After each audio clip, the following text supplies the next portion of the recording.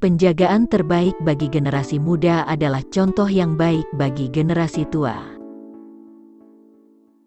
Pada waktu kita khawatir, kita terkadang lebih percaya pada masalah kita daripada janji Allah. Dalam menghadapi musuh, tak ada yang lebih mengena daripada senjata kasih sayang. Saat terbaik untuk membuktikan bahwa kita adalah pemenang yaitu saat ketika kita tampak kalah. Kita tidak akan menang bila kita masih terus mengingat semua kekalahan. Tidak ada kemarahan yang begitu berpengaruh seperti pengaruh dari teladan yang baik.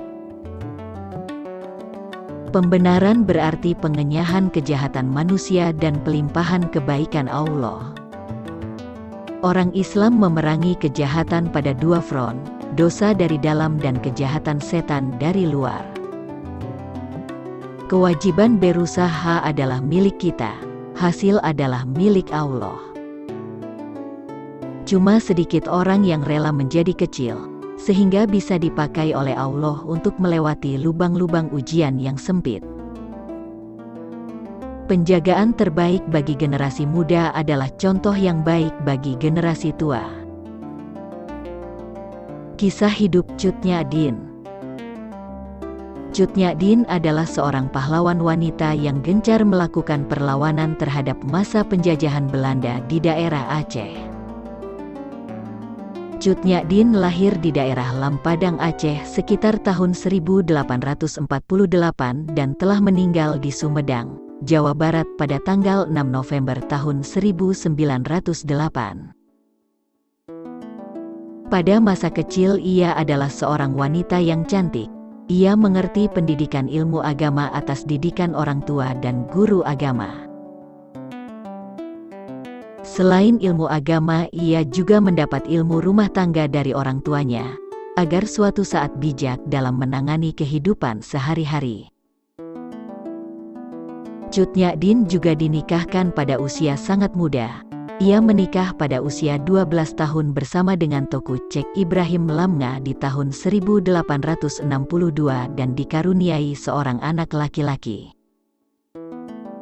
Menurut riwayat ia berjuang melawan Belanda pada masa Perang Aceh, hingga saat besar Cut Nyak Dien memiliki tekad kuat dalam bertempur pada masa perang. Pada saat itu suaminya, Ibrahim Lamnga, terus bertempur melawan Belanda. Tragedi Perang Aceh terjadi sekitar tanggal 26 Maret tahun 1873. Perang diawali saat pasukan Belanda mengirimkan bunyi meriam ke wilayah Aceh. Adapun Perang Aceh dan Belanda ini terjadi selama 2 babak pertempuran. Babak pertama Perang Aceh dipimpin oleh Panglima Poim dan Sultan Mahmud Syah. Saat itu pasukan Aceh mengerahkan segala kekuatan untuk melawan pasukan Belanda yang ditulis sekitar 3.198 prajurit Belanda dan dipimpin oleh Rudolf Kohler. Pasukan Belanda sungguh kejam saat itu karena pemimpin Kohler dan pasukannya mendarat di tepi pantai Cerumen dengan membakar sebuah masjid raya Baitur Rahman sekitar tanggal 8 April tahun 1873. Peperangan sengit dan genting pun mulai terjadi. Ibrahim Lamnga, suami Cut Nyak Dien, bersama rakyat Aceh bertempur dan berakhir dengan kemenangan bagi Kesultanan Aceh. Peperangan terus berlanjut pada babak kedua sekitar tahun 1874 hingga 1880. Saat inilah keraton Sultan Aceh jatuh di tangan lawan. Pada saat itu Cut Nyak Dien juga membawa bayinya dan golongan ibu-ibu juga rombongan rakyat Aceh untuk mengungsi bersama, sekitar tahun 1875 selama peperangan ini. Kabar sedih pun terjadi kepada Cut Nyak Dien karena peperangan di wilayah Gletarum merenggut nyawa suaminya. Dalam pertempuran melawan Belanda, Ibrahim Lamnga telah tewas lebih dulu pada tanggal 29 Juni tahun 1878. Hal ini membuat Cut Nyak Dien gencar akan amarah dan berjanji untuk menghancurkan pasukan Belanda. 2 tahun berlalu Cut Nyak-din menikah lagi pada tahun 1880 bersama dengan Teuku Umar. Mereka dikaruniai seorang anak bernama Cut Gambang. Sebagai pasangan suami istri mereka terus bertempur bersama melawan Belanda. Teuku Umar memiliki taktik saat itu melalui kecerdikannya. Ia mengelabui Belanda dengan berpura-pura untuk berpihak kepada mereka. Teuku Umar berhasil mengambil simpanan senjata dari pasukan Belanda untuk mendongkrak rakyat Aceh dalam peperangan. Karena pengkhianatan tersebut Cut Nyak-din dan Teuku Umar menjadi buruan Belanda. Hingga akhirnya Teuku Umar gugur tertembak pada tanggal 11 Februari tahun 1899.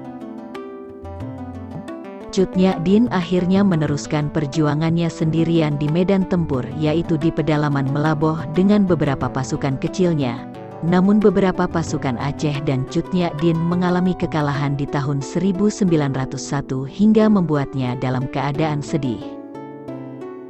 Pasukan Belanda memang berhasil menguasai jalannya pertempuran karena sangat terbiasa dalam medan peperangan. 7 tahun berlalu sosok Cut Nyak-din akhirnya wafat di usianya yang sangat tua pada tanggal 6 November tahun 1908.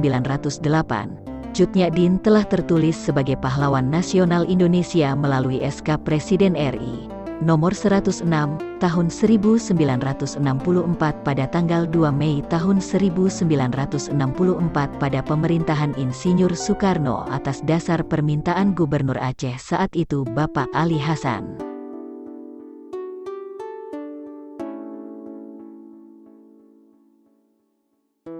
Terima kasih sudah menonton. Semoga bermanfaat.